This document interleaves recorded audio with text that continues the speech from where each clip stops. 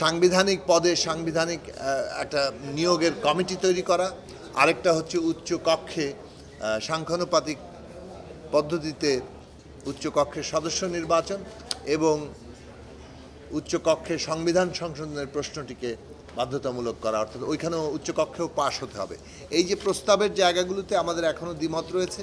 আমরা আশা করি যে পারস্পরিক আলাপ আলোচনা এবং দলগুলো নিজেদের মধ্যে সময় নিয়ে যেভাবে তারা আলোচনায় আছেন তাতে আমরা ওইখানেও একটা ঐক্যমত্যে পৌঁছাতে পারবো।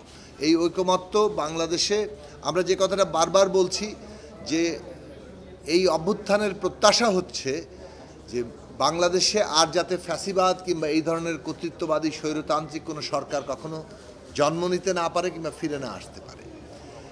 সেক্ষেত্রে প্রয়োজনীয় জায়গাটা হচ্ছে যে শাসন ব্যবস্থার মধ্যে ক্ষমতার ভারসাম্য তৈরি করতে হবে।